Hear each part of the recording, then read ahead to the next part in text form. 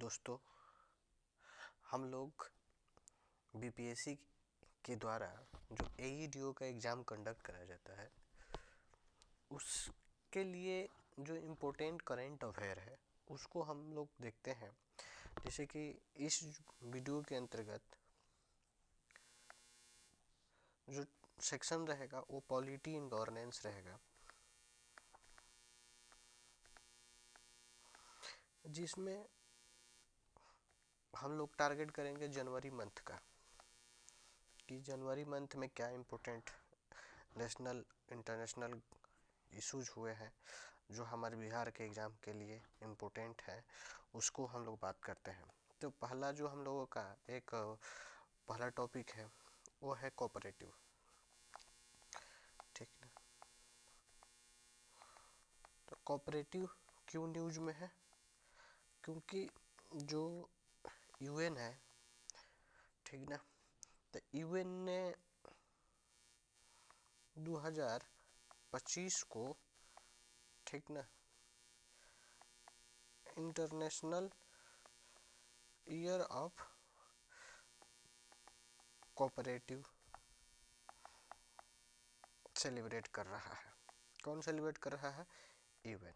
उसने बोला है कि 2025 को हम लोग क्या करेंगे? इंटरनेशनल ईयर ऑफ कोऑपरेटिव मनाएंगे। ठीक ना, इंटरनेशनल ईयर ऑफ कोऑपरेटिव। ठीक है, कौन सेलिब्रेट कर रहा है? यूएन। कब? 2025 में। बात है कि 2025 का जो इंटरनेशनल ईयर ऑफ कोऑपरेटिव है, इसका थीम क्या है? तो बात आ रहा है थीम का, तो थीम है cooperative build a better world. ठीक ना, बेटर वर्ल्ड, ये इसका थीम है। ठीक ना, ये रहा थीम। बात आ रहा है कि international year of cooperative 2025 UN के द्वारा क्यों डिक्लेयर किया गया? इसका ऑब्जेक्टिव क्या है? तो ऑब्जेक्टिव क्या है भाई? ऑब्जेक्टिव थोड़ा सा देख लेते हैं।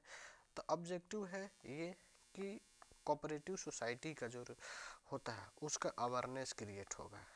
ठीक ना, अवेयरनेस क्रिएट होगा। दूसरा का क्या होगा? उसका ग्रोथ होगा। ठीक ना, अवेयरनेस होने से क्या होता है? ग्रोथ होता है। और ग्रोथ होगा तो उसके लिए कुछ पॉलिसी क्रिएशन किया जाएगा। समझ रहे हैं? तो सी नंबर पर तो ये हो जाएगा। और डी नंबर पर अगर हम बात करें तो इसके लिए आने वाले जो यूथ है, ठीक ना, उसको क्या करेंगे हम लोग? इंस्पायर करेंगे।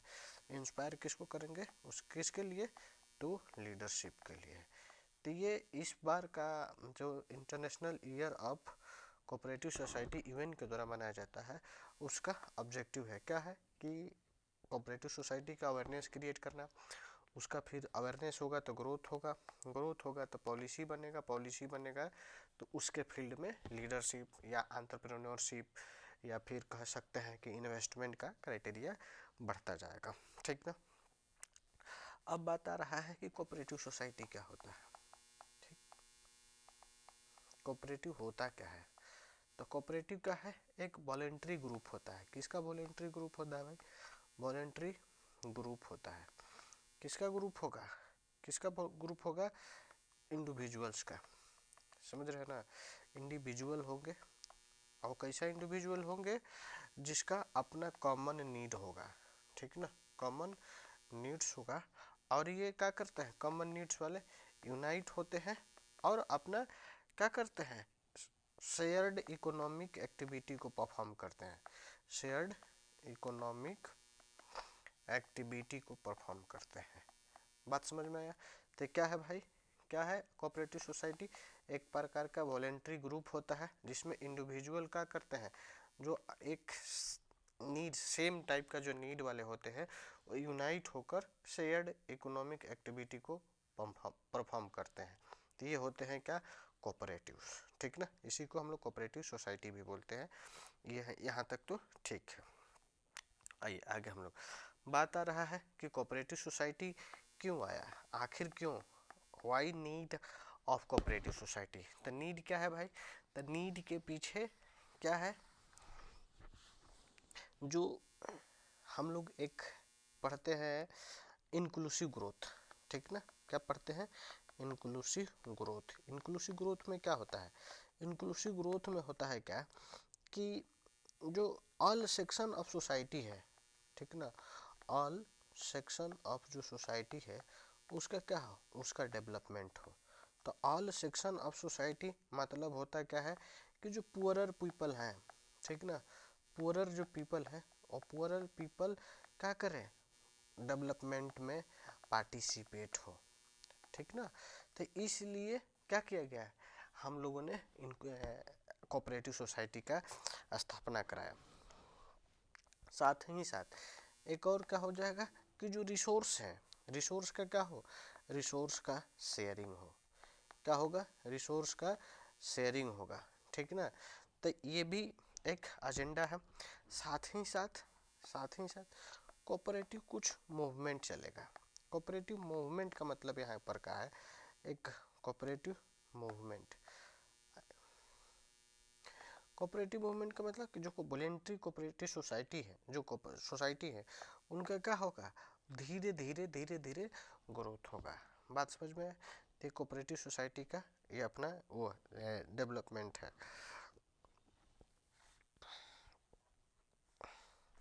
ठीक ना। तो आइए हम लोग थोड़ा सा और देखते हैं कि कोऑपरेटिव सोसाइटी जो इंडिया में है उसका क्या विजन है। कोऑपरेटिव सोसाइटी जो इंडिया में है उसका क्या विजन है, क्या है उनका स्टेटस, थोड़ा सा समझते हैं। कोऑपरेटिव्स इन इंडिया, इसके लेकर क्या क्या, वो तो हम लोग इंटरनेशनल लेवल पर कुछ इंट्रो देखें, क्या है उसका वो क्राइटेरिया, उसके बारे में।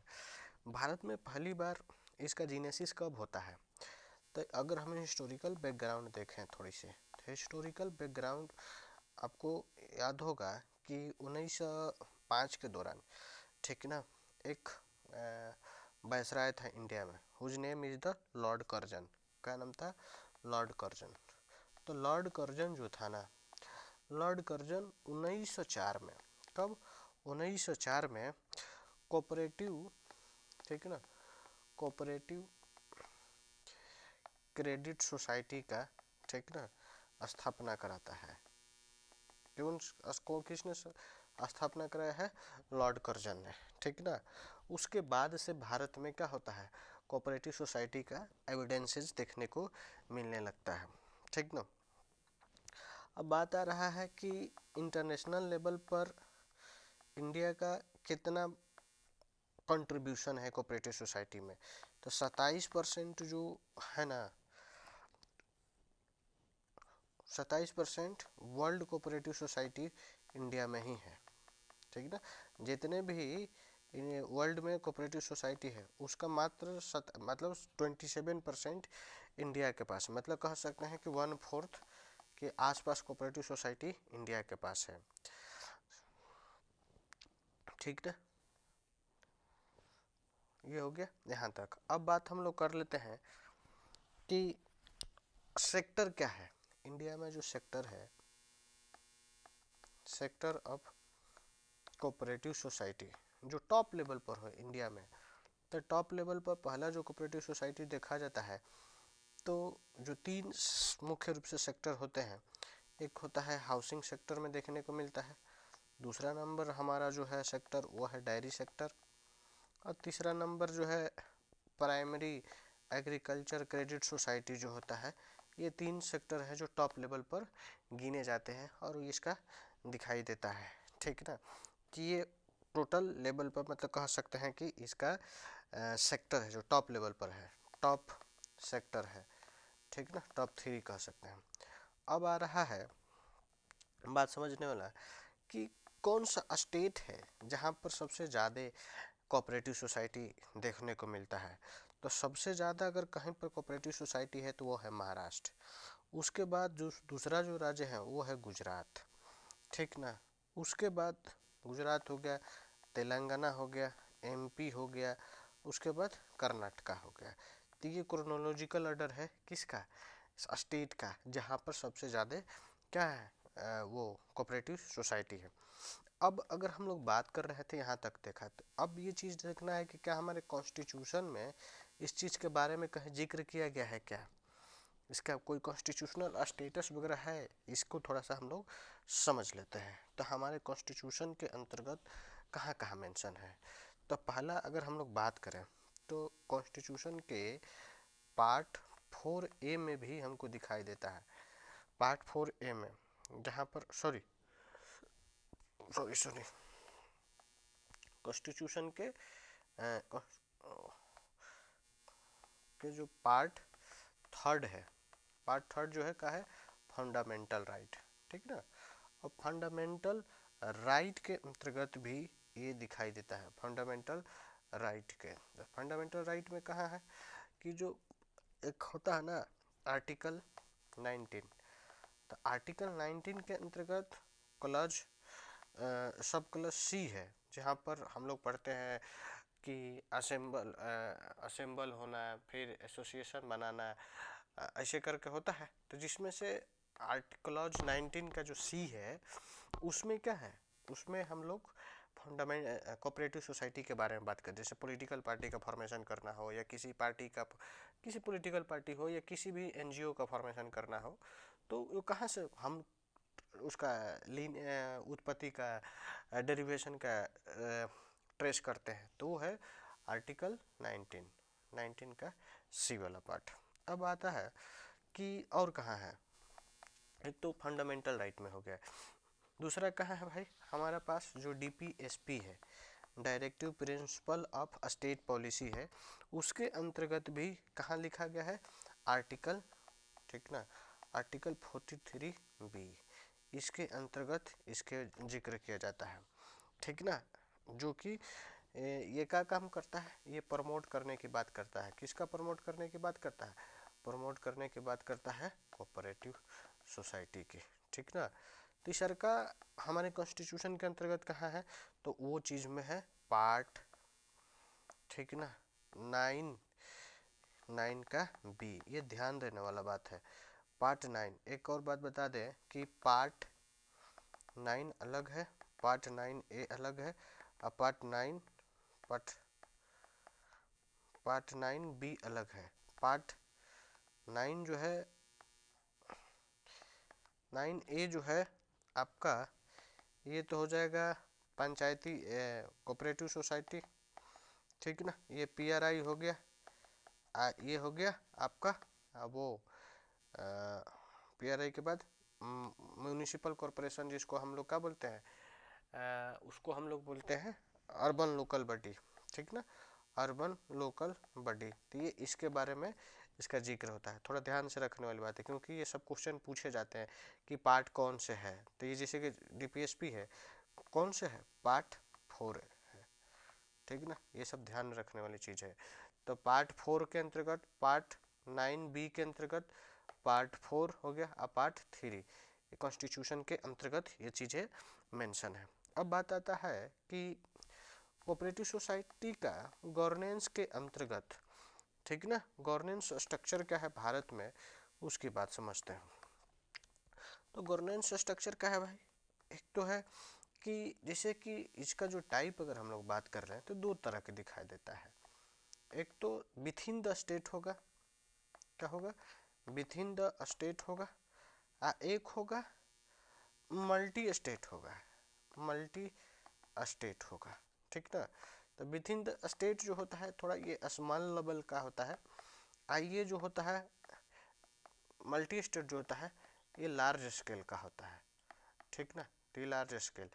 अब हम लोग अगर बात करें कि जैसे कि हम लोग बात कर रहे थे, अगर हम लोग देखें कि मल्टी स्टेट कोऑपरेटिव सोसाइटी जो है, मल्टी स्टेट कोऑपरेटिव सोसाइटी की बात कर लें,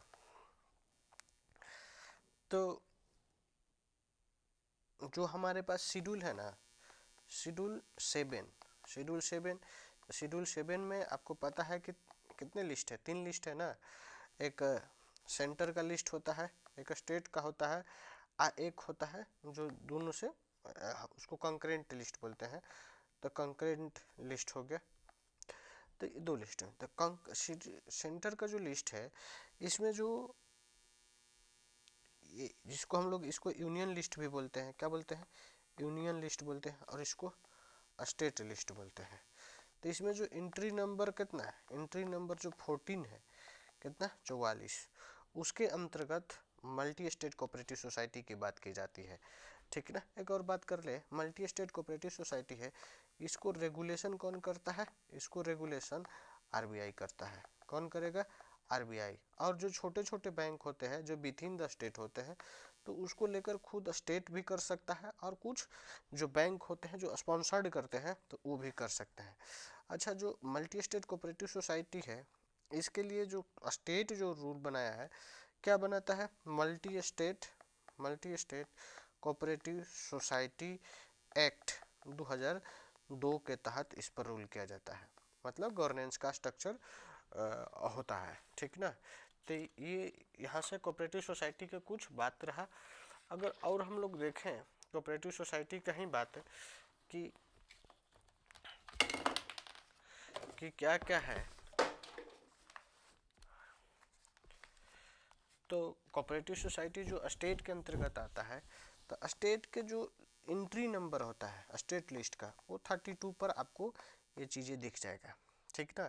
तो यहाँ से आप चीज़ों को एनालाइज कर सकते हैं कि मतलब ये जो स्टेट के अंतर्गत होता है तो इसमें इसके लिए होता है कि क्या, स्टेट कोऑपरेटिव सोसाइटी होता है। ठीक ना। स्टेट कोऑपरेटिव सोसाइटी एक्ट होगा, ये क्या करेगा, इस चीज़ को आपको रूल कराता है, मतलब उसका गवर्नेंस स्ट्रक्चर को देख रेख करता है। अब थोड़ी सी अगर हम लोग बात करें भारत में जो कोऑपरेटिव सोसाइटी है उसका टाइप क्या है। ठीक ना। तो टाइप के लेकर हम लोग बात करें तो कंज्यूमर बेस है। कैसा है, कंज्यूमर बेस है। कुछ प्रोड्यूसर लेवल पर है। ठीक ना। कुछ कोऑपरेटिव, ठीक ना, क्रेडिट सोसाइटी है। हम लोग एक एक करके समझ लेंगे कि क्या होता है। एक होता है फार्मिंग लेवल पर कोऑपरेटिव फार्मिंग होगा। एक होता है हाउसिंग कोऑपरेटिव, क्या होगा भाई, हाउसिंग कोऑपरेटिव होगा। सबको देख लेंगे। एक होगा मार्केटिंग। ठीक ना। तो हमारे पास कितने लेवल के हो गए भाई कोऑपरेटिव सोसाइटी, हमारे पास 1 2 3 4 5 6, हमको मुख्यतः रूप से 6 टाइप का कोऑपरेटिव सोसाइटी का चीज़ें दिख रहा है। जैसे कि ये जो अगर हम लोग बात करें कंज्यूमर कोऑपरेटिव सोसाइटी, तो इसका फंक्शन क्या है, ये प्रोवाइड कराता है गुड्स को, कब पर भाई, रीजनेबल प्राइस पर। किस पर, प्राइस पर, कैसा प्राइस पर, रीजनेबल प्राइस पर हमको क्या करेगा, रीजनेबल प्राइस पर गुड्स को प्रोवाइड करेगा। और इसमें करना क्या है, इसका क्या काम है, जो मिडल मैन होते हैं ना, जो मिडल मैन होते हैं, ये मिडल मैन क्या करते हैं, ये एक प्रकार का गुड्स का वैल्यूज को बढ़ा देते हैं, जिससे क्या होता है जो लोग जो कंज्यूमर होते हैं उनको पास एक्सेस करने में महंगा पड़ता है सामान, इसलिए इसको क्या करता है, मिडल मैन को हटा देता है और अपना काम करता है। एग्जाम्पल के तौर पर अगर हम लोग बात करें केंद्रीय भंडार, जैसे केंद्रीय भंडार हो गया, ठीक ना, केंद्रीय भंडार हो गया, ये आपका हो गया। दूसरा अगर नंबर पर अगर हम लोग देखें, ठीक ना, अपना बाजार करके है, अपना बाजार, ये क्या है, कंज्यूमर लेवल पर काम करता है। अब हम लोग बात करते हैं प्रोड्यूसर लेवल पर। प्रोड्यूसर लेवल पर क्या करेगा, जो प्रोड्यूसर होते हैं जो गुड्स को प्रोड्यूस करते हैं, तो ये क्या करते हैं, प्रोड्यूसर को सपोर्ट करते हैं, प्रोड्यूसर को क्या करेंगे, सपोर्ट करेंगे। ठीक ना। क्या करने में, किस चीज़ के लिए, रॉ मटेरियल जो होता है, रॉ मटेरियल को प्रोवाइड कराने में, जो टूल होते हैं उसको लेकर, या जो इक्विपमेंट होते हैं उसको लेकर क्या करेंगे, ये प्रोवाइड कराएंगे। कौन प्रोवाइड कराएगा, ये प्रोड्यूसर कोऑपरेटिव सोसाइटी। एग्जाम्पल के तौर पर अगर हम लोग बात करें तो क्या है, बयानिका है, बयानिका है, ठीक ना, हरियाणा हैंडलूम है, हरियाणा हैंडलूम है। तो आप ये क्या है, प्रोड्यूसर लेवल पर ये कोऑपरेटिव सोसाइटी है जो काम करती हैं। अब आता है कोऑपरेटिव क्रेडिट सोसाइटी। अब थोड़ी सी समझते हैं कोऑपरेटिव क्रेडिट सोसाइटी क्या होता है। कोऑपरेटिव क्रेडिट सोसाइटी, देखो नाम से पकड़ेंगे ना तो काम बहुत इजीली होगा। कोऑपरेटिव तो हम लोग समझ गए एक वॉलंटरी ग्रुप है, तो क्रेडिट क्या है, क्रेडिट एक प्रकार का लोन होता है। कौन है, लोन, किसको लोन देगा भाई, किसको क्रेडिट देगा, लोन देगा? तो कोऑपरेटिव सोसाइटी को लोन देगा, ठीक ना। कौन देगा? अब हम लोग इसको समझते हैं क्या करना है। फंक्शन क्या है क्रेडिट के, कोऑपरेटिव क्रेडिट सोसाइटी का फंक्शन क्या है? तो फंक्शन देखो समझ लेते हैं, नाम से पकड़ोगे तो काम होगा। ये क्या करेगा? जो डिपॉजिट होता है, डिपॉजिट को क्या कर सकता है? डिपॉजिट को डिपॉजिट को एक्सेप्ट करेगा, या फिर डिपॉजिट को जो जो डिपॉजिट था, ठीक ना, सॉरी, जो डिपॉजिट है, ठीक ना, डिपॉजिट को क्या करेगा? डिपॉजिट को एक्सेप्ट करेगा। एक्सेप्ट करने के बाद क्या करता है? ये लोन के तौर पर प्रोवाइड करेगा। बहुत वेरी फेयर इंटरेस्ट पर क्या देता है? मतलब फेयर इंटरेस्ट पर लोन प्रोवाइड करा देता है कि भाई आप लीजिए और अपना जो एक्टिविटी परफॉर्म करना है को उसको परफॉर्म कीजिए। तो ये क्रेडिट यानी कि साख को प्रोवाइड कराता है। अब है जो कि फार्मिंग कोऑपरेटिव सोसाइटी। तो फार्मिंग कोऑपरेटिव सोसाइटी या कोऑपरेटिव कहिए, फार्मिंग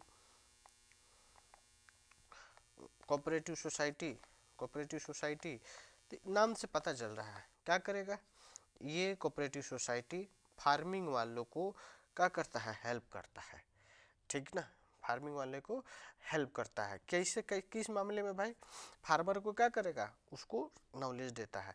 तो जैसे कि जो कोई इशूज है लैंड से रिलेटेड हो, तो लैंड से रिलेटेड जो इशू है, जो भी कंसर्न है, उसको क्या करता है? उसमें उसको हेल्प करता है, फार्मर को हेल्प करेगा। कौन हेल्प करेगा भाई?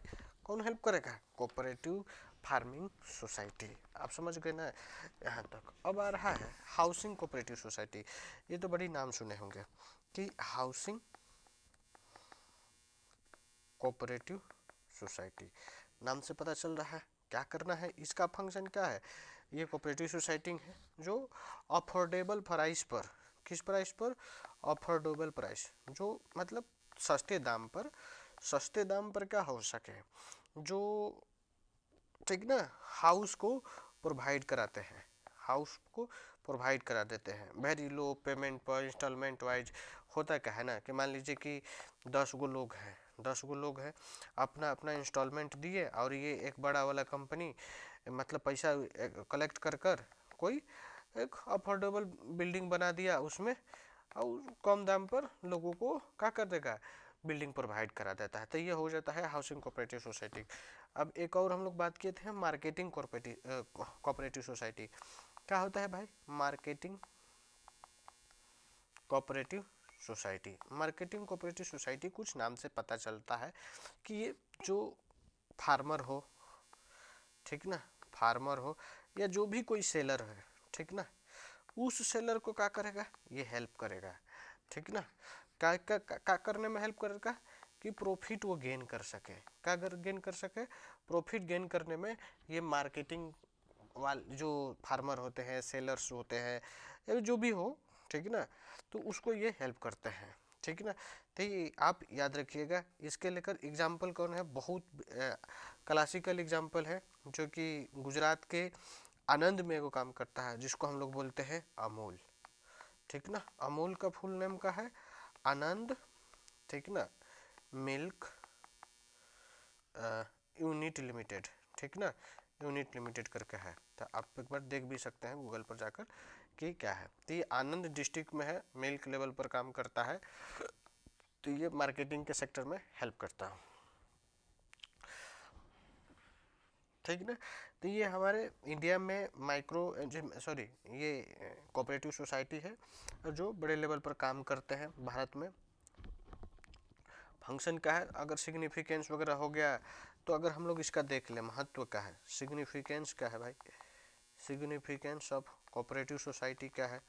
तो सिग्निफिकेंस ऑफ कोऑपरेटिव सोसाइटी की अगर हम लोग बात करें तो क्या करता है? सोशल कोहेजन को बढ़ाता है। नाम से पता चल रहा है ना, सोशल कोहेजन। सोशल कोहेजन को मतलब होता है सामाजिक समरसता, कि समाज के अंतर्गत एक होता है कि जो बंधुत्व वाला ब्रदरहुड की जो नेचर होता है उसको क्या करता है, ये फोस्टर करता है। बात समझ में आ गया ना? तो ये यहाँ पर हेल्प करेगा। दूसरी बात क्या है भाई? दूसरा बात है इम्पावर करता है। किसको इम्पावर करेगा? Empowering the society.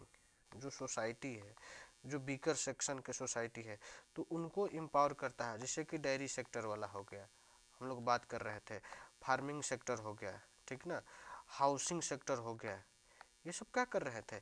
इम्पावर ही तो कर रहे हैं, इम्पावरिंग करता है। साथ ही अब अगर हम लोग तीसर का अगर बात करें तो ये क्या करेगा कि फाइनेंशियल इंक्लूजन करता है।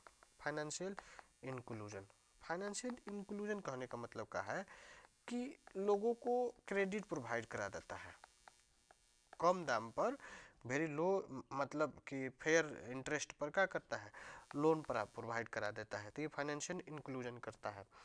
अब अगर हम लोग बात करें चौथा नंबर पर, तो जो रिलेटिव जो पॉवर्टी होता है, रिलेटिव पॉवर्टी जिसको बोलते हैं, नाम पॉवर्टी, जैसे कि हम लोग और एक नाम देते तो इनइक्वालिटी बोलते हैं। तो इनइक्वालिटी को भी क्या करता है, रिड्यूस करता है। कहाँ कहाँ करेगा इनइक्वालिटी? एक तो इनइक्वालिटी एट इंडिविजुअल लेवल पर, साथ ही एट दूसर का स्टेट लेवल पर या एट रीजन लेवल पर। ये क्या करेगा? ये हेल्प करता है रिसोर्स को मोबिलाइजेशन में। कोऑपरेटिव सोसाइटी भी हेल्प कर रहा है, ठीक ना। साथ ही साथ ये जो मोरल ऑब्लिगेशन जो होता है, ठीक ना, मोरल जो वैल्यू होता है उसको क्या करता है, इनरीच करता है, उसको बढ़ावा देता है। जैसे कि एग्जाम्पल के अगर पर हम लोग बात करें, ट्रस्ट को बढ़ावा देता है, ऑनेस्टी को बढ़ावा देता है, ठीक ना। साथ ही साथ लोगों के अंदर कोऑपरेशन जिसको बोलते हैं, कोऑपरेशन का मतलब होता है कि कोऑपरेट करने की जो भावना हो उसको भी क्या करता है, वो इंक्रीज करता है। तो ये हमारे लिए मोरल वैल्यू को भी आगे की ओर बढ़ाता है। अब आता है कि कुछ कोऑपरेटिव सोसाइटी है जो चैलेंजेस फेसेस करता है। क्या करता है? चैलेंजेस फेस करता है। भाई चैलेंजेस क्या फेस करेगा? तो चैलेंजेस फेस क्या करेगा हो, ये हो गया गवर्नेंस लेवल पर। कैसा? गवर्नेंस लेवल पर, कि कोई इसका एक स्पेसिफाइड गवर्नेंस का स्ट्रक्चर नहीं है, जिससे क्या होता है कि अलग अलग गवर्नमेंट का इंटरफेरेंस होता है। बात समझ रहे हैं ना? गवर्नमेंट का इंटरफेरेंस, जैसे कि स्टेट हो गया, स्टेट वर्सेस सेंटर का इशूज हो सकता है, ये दिखता है, ठीक ना। उसके बाद अगर हम लोग बात करें तो पॉलिटिसाइजेशन जिसको बोलते हैं, उसका भी बड़ी चीज़ें देखने को मिलता है, पॉलिटिसाइज करने लगते हैं। तीसरी नंबर पर देखें तो इसी का गवर्नेंस लेवल पर इसका अवेयरनेस बहुत कम है। क्या है? अवेयरनेस इशू है, ठीक ना। तो अवेयरनेस है, साथ ही साथ ये अवेयरनेस इशू है, लोगों का पार्टिसिपेशन का कंसर्न होता है। दूसरी अगर हम लोग बात करें तो इसका है कि लिमिटेड रीच एंड इफ़िशियंसी का, इनएफिशिएंसी का कुछ कंसर्न दिखता है। इनएफिशिएंसी का कंसर्न क्या है भाई? कि कुछ रीजनल इम्बैलेंस को क्रिएशन करता है, रीजनल इम्बैलेंस का बढ़ावा देता है। ये भी एक बड़ा कंसर्न ही है, ठीक ना। अब हो गया, एग्जाम्पल के तौर पर देख सकते हैं क्या कि नॉर्थ ईस्टर्न जो स्टेट है अब वर्सेज ईस्टर्न स्टेट है। बात समझ में रहा? ये दोनों अलग है। अगर हम लोग मैप के द्वारा समझें तो मैप के द्वारा अगर हम लोग देखें, ठीक ना, हाँ, तो ये जो स्टेट होते हैं ये, इसको हम लोग ईस्टर्न स्टेट बोलते हैं, लेकिन ये जो स्टेट होते हैं इसको नॉर्थ ईस्ट स्टेट बोलते हैं। तो ये थोड़ा सा ध्यान में रखने वाला चीज़ था, मैंने ड्रॉ करके बता दिया। और क्या है चैलेंजेज। थर्ड नंबर पर अगर हम चैलेंजेस देख लें तो ऑपरेशनल चैलेंजेस बड़ी देखने को मिलता है। ऑपरेशनल चैलेंजेस क्या है भाई? ऑपरेशनल चैलेंजेस के तौर पर अगर हम लोग बात करें तो इनका कोई ऑडिट सिस्टम नहीं है प्रॉपर ढंग का, वो वीक ऑडिट सिस्टम है कि कैसे काम कर रहे हैं, कितना पैसा खर्च कर रहे हैं, किस सेक्टर में कितना पैसा गया, उसका कोई प्रॉपर ढंग का एक डेटा नहीं है, ठीक ना। और डेटा है तो मतलब इरेगुलर लेवल पर उसको क्या होता है, इसका ऑडिट किया जाता है, साथ ही बहुत सारे इसमें डिलेड होते हैं उसमें, और उसके बाद इन इफेक्टिवनेस ज़्यादा दिखाई देता है। होगा काम 5 रुपया के, खर्च जब 5 रुपया होगा तो दिखाएंगे 7 रुपया 8 रुपया ऐसे करके, तो ये भी बहुत एक कंसर्न ही दिखता है। साथ ही ऑपरेशनल इशू में ही अगर बात करें तो कोऑर्डिनेशन की इशू आता है, लैक ऑफ कोऑर्डिनेशन। अब बात आ रहा है कि किसके बीच में कोऑर्डिनेशन खराब होगा भाई, तो कोऑर्डिनेशन किसका किसका होगा भाई, ये देखो कोऑपरेटिव सोसाइटी एक होता है मल्टी स्टेट लेवल पर, एक होता है स्टेट लेवल पर, ठीक ना। एक ब्लॉक लेवल तो जो प्राइमरी लेवल पर जो होते हैं वहाँ पर, तो इनके बीच में ना कोऑर्डिनेशन का बड़ी गैपिंग दिखाई देता है, तो ये भी एक इशू ही है। अब अगर हम लोग बात करें फोर्थ नंबर पर क्या कंसर्न है भाई, फंक्शनल वीकनेस की बात कर रहे हैं, ठीक ना। कि फंक्शनल वीकनेस क्या है कि फंक्शनल वीकनेस के तौर पर अगर हम लोग बात करें तो बड़ी है दिक्कत, क्या है भाई, lack of scale. Lack of scale, lack of scale कहने का मतलब है कि कोई फाइनेंशियल का बड़ी कंसर्न, मैनेजरियल जो इशू है वो भी आपको दिखता है, साथ ही साथ टेक्निकल जो लिमिटेशन है उसमें कोई टेक्निकल अपडेशन नहीं दिखता है, तो ये भी आपको थोड़ा कंसर्न दिखता है। दूसरी की अगर बात करें स्किल्ड वर्क फोर्स जो होते हैं वो थोड़ा सा आपको उसमें बड़ी कम दिखेगा, स्किल्ड वर्क फोर्स के तौर पर, जैसे कि उसमें जो प्रोफेशनल चाहिए वो आपको प्रोफेशनल नहीं मिल पाते हैं, वो भी बड़ी कंसर्न होता है। तीसरा का नंबर पर हमने बोला कि पुअर मैनेजमेंट का थोड़ा सा लैक होता है, पुअर मैनेजमेंट का इशू है। क्या है पुअर मैनेजमेंट का भाई, तो जब उसमें कोई लीडरशिप का कोई क्वालिटी नहीं रहेगा तो वो दिक्कत है, ठीक ना। इनएफिशिएंसी तो दिखबे करेगा, ब्यूरोक्रेटिक हर्डल भी दिखेगा, तो इस तरीके से क्या है, ये सब कंसर्न है, जो चैलेंजेज है जो इस मतलब क्या करता है कोऑपरेटिव सोसाइटी इसको फेस कर रहा है, ठीक ना। तो ये थोड़ा सा ये रहा आपका कोऑपरेटिव सोसाइटी से लेकर। अब आ रहा है कि कुछ इनिशिएटिव जो लिया गया है, ठीक ना, सेंटर के द्वारा, ठीक, कि इसको स्ट्रेंथ किया जाए, इसको मजबूत किया जाए, तो कुछ इंस्टीट्यूशनल लेवल पर सपोर्ट किया गया है। इंस्टीट्यूशनल लेवल पर सपोर्ट क्या किया गया है कि आप देखिएगा कि बहुत सारे इंस्टीट्यूशन का डेवलपमेंट किया गया है, जैसे कि एनसीडीसी 1963 में एस्टेब्लिश किया गया है। एनसीडीसी का है नेशनल कोऑपरेटिव डेवलपमेंट कॉरपोरेशन, एक प्रकार का स्टैट्यूटरी बॉडी है, ठीक ना, स्टैट्यूटरी बॉडी है, देखना। ये जो मिनिस्ट्री ऑफ कॉपरेशन के अंदर का काम करता है, मिनिस्ट्री ऑफ कॉपरेशन। अच्छा एक और बात बताते हैं, मिनिस्ट्री ऑफ कॉपरेशन हाल ही में डेवलप किया गया है, कुछ ज़्यादा दिन पहले की नहीं बात है, 2021 में मिनिस्ट्री ऑफ कॉपरेशन को स्थापना किया गया। अभी जो प्रेजेंट में इसका जो मिनिस्टर है वो होम मिनिस्टर साहब है। होम मिनिस्टर बोले तो अमित शाह जो है वही इसका क्या है, इसका हेड है, चीफ है, ठीक है। साथ ही नेशनल कोऑपरेटिव पॉलिसी का एस्टेब्लिशमेंट किया गया है, किस चीज़ का,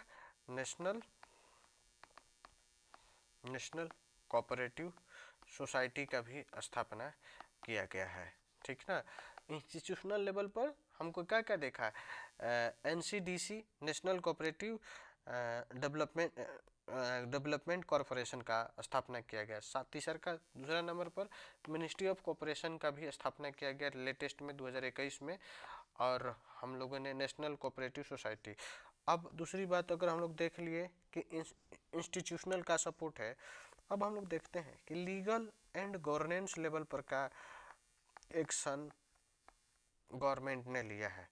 तो लीगल मतलब कि क्या स्टेप लिया गया है, तो हम लोगों ने अभी बात किया कि मल्टी स्टेट जो कोऑपरेटिव सोसाइटी जो है उसको हम लोगों ने पहले से ऑलरेडी जो एग्जिस्टेड था उसको अमेंडमेंट करके 2023 वाला को हम लोगों ने अपडेट बनाया है, क्योंकि पहले जो मल्टी स्टेट कोऑपरेटिव सोसाइटी 2002 वाला जो था, ठीक ना, 2002 वाला, उसको हम लोगों ने अपडेट कर दिया है, अपडेट करके 2023 वाला को फिर से आगे बढ़ाया। अगर हम लोग फिर बात करें तो कुछ हम लोगों ने पैक्स का भी स्थापना कर दिया है, बहुत सारे राज्यों में काम कर रहा है, जैसे कि बिहार जैसे राज्यों में ये काम करता है। अब आइए तीसरा नंबर पर हम लोग देखें, इकोनॉमिक और इंफ्रास्ट्रक्चर के तौर पर थोड़ा सा इशू था, तो उसको लेकर गवर्नमेंट ने क्या स्टेप लिया है उस पर फोकस कर लेते हैं। तो अभी भारत क्या कर रहा है, फोकस कर रहा है कि वर्ल्ड का लार्जेस्ट जो ग्रेन स्टोरेज प्लान है उसको डेवलप करना है, ठीक ना। World largest grain storage plan का जो पायलट प्रोजेक्ट के तौर पर काम कर रहा है, और इसको कोशिश किया जा रहा है कि इस पर काम किया जाए। साथ ही साथ एक है मार्गदर्शिका जो प्लान है, ठीक ना, मार्गदर्शिका जो प्लान है उसको लेकर उस पर काम किया जा रहा है, जिसका एम क्या है कि भारत के अंतर्गत 2 लाख, ठीक ना, नया जो PSC जो होता है, प्राइमरी एग्रीकल्चर क्रेडिट सोसाइटी जो है उसको एस्टेब्लिश किया जाए, ठीक ना। किस किस के लिए भाई, डायरी के सेक्टर में हेल्प करे, किसके सेक्टर में हेल्प करे, डायरी के सेक्टर में हेल्प करे, साथ ही साथ फिशरी जो है उसके सेक्टर में हेल्प करे। तो इस तरीके से कुछ काम किया जा रहा है, ठीक ना। सॉरी, चौथा नंबर पर अगर हम लोग बात करें, टेक्नोलॉजी का जो कंसर्न था और फाइनेंशियल इंक्लूजन का, उसको लेकर क्या स्टेप लिया है गवर्नमेंट ने, तो उसको लेकर स्टेप क्या है गवर्नमेंट का भाई, तो गवर्नमेंट का जो है नेशनल कोऑपरेटिव डेटाबेस का स्थापना करना। किसकी बात करना, नेशनल कोऑपरेटिव डेटाबेस का हो गया। अम्ब्रेला ऑर्गेनाइजेशन को क्रिएट करने से सेल्फ रेगुलेटरी ऑर्गेनाइजेशन हो, उसको लेकर बात किया जा रहा है। फाइनेंशियल इंक्लूजन के लेकर बात करें तो बैंक अकाउंट के लिए कर हम लोगों ने मैंडेटरी कर दिया गया है कि bank account for cooperative society member के लिए, हर कोऑपरेटिव सोसाइटी के मेंबर जो होंगे उनका पास क्या होगा, बैंक अकाउंट का खाता होगा। तो फाइनेंशियल इंक्लूजन पर लेकर काम किया जा रहा है। तो ये हमारे पास जो कोऑपरेटिव सोसाइटी से रिलेटेड जो कुछ भी बातें था उसको लेकर हम लोगों ने बात किया। यहाँ तक हम लोग ख़त्म करते हैं। अगले टॉपिक में हम लोग मिलते हैं अपने नए टॉपिक के साथ। यहाँ तक के लिए आपको धन्यवाद।